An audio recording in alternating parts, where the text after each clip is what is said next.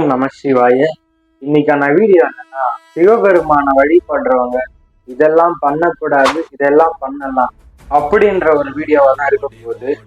இதை நீங்க எடுத்துக்கிறதும் எடுக்காததும் உங்களோட தனிப்பட்ட இஷ்டங்க. சரிங்க, வீடியோக்குள்ள போயிடலாம். இப்போ சிவபெருமான நீங்க எதுக்காக வழிபடுறீங்க தெரியாது.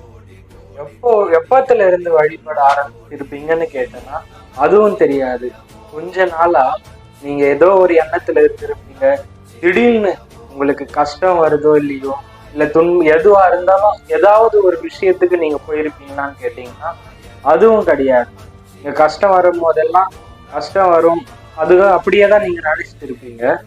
ஆனா சிவ வழிபாட்டுக்குள்ள போறவங்க மோஸ்ட்லி ஒரு 80% ஆஃப் பீப்புள் எதுக்காக வழிபடுறனே தெரியாம வழிபடுவாங்க.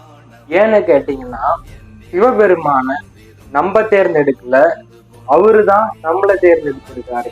இப்போ சிவபெருமான் கிட்ட போயிட்டு எனக்கு அது வேணும் இது வேணும் அப்படின்னு நீங்க கேட்டீங்கன்னா அதுல கொஞ்சம் கூட அர்த்தம் இல்லை. உங்களை படைச்சவர் அவரு, இந்த பிரபஞ்சம் ஃபுல்லா நிறைஞ்சிருக்கிற அவருகிட்ட போயிட்டு எனக்கு இது கொடுங்க, வீடு கொடுங்க, காரு கொடுங்க, காசு கொடுங்க இப்படிலாம் கேட்டீங்கன்னா இது கொஞ்சம் கூட ஒரு நியாயமா ஒரு அர்த்தமற்ற செயல் ஆயிடும். அவருக்கு தெரியுங்க உங்களுக்கு என்ன கொடுக்கணும்னு. ஸோ நான்லாம் போனேன்னா பேசாம அப்படியே நின்றுவேன், அப்படியே பார்த்துட்டு பேசாம அப்படியே நின்றுவேன். ஏன்னு கேட்டீங்கன்னா எனக்கு எதுவும் கேட்கணும்னு தோணாது.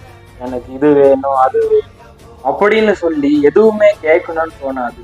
போனோமா நம்ம பாட்டுக்கு அப்படியே பேசாம நின்றுவோம்.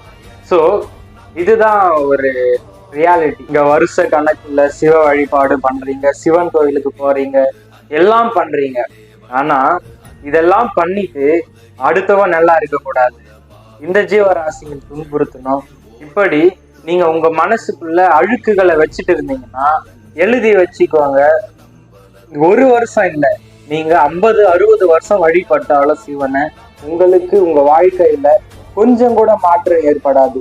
ஏன்னா நம்ம சிவ வழிபாட்டுக்குள்ள போகும்போதே நம்ம மனசு சுத்தமாயிடும், மன அமைதி ஆயிடும். நமக்கு எந்த ஒரு கெட்ட விஷயம் நினைக்க தோணாது. இதெல்லாம் எனக்கு பர்சனலா ஏற்பட்ட விஷயம். ஓகேங்களா, இது நான் எக்ஸ்பீரியன்ஸ் பண்ண விஷயம். இதை பல பேர் எக்ஸ்பீரியன்ஸ் பண்ணியிருப்பீங்க. இப்படி யாராவது எக்ஸ்பீரியன்ஸ் பண்ணியிருந்தீங்கன்னா கீழே கமெண்ட் செக்ஷன்ல கமெண்ட் பண்ணுங்க.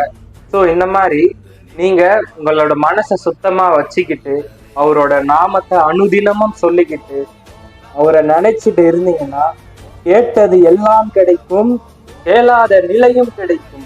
எழுதி வச்சுக்கோங்க. நான் சொல்றது என்னடா இவன் எழுதி வச்சுக்கோன்னு சொல்றான்னு சொல்றீங்க, கேட்காதீங்க. இதெல்லாம் உண்மை. ஓகேங்களா? ஸோ இந்த ஒரு விஷயம் சொல்றதுக்கு தான் இந்த ஒரு வீடியோ. ஸோ நம்மளோட சேனல்ல இன்னும் பல இன்ட்ரெஸ்டிங்கான வீடியோஸ்லாம் வரும். மறக்காம நம்மளோட சேனலை சப்ஸ்கிரைப் பண்ணிக்கோங்க. இந்த வீடியோ உங்களுக்கு பிடிச்சிருக்குன்னு நினைக்கிறேன். ஓம் நம சிவாயன்னு சொல்லி இந்த உரையை முடிக்கிறேன்.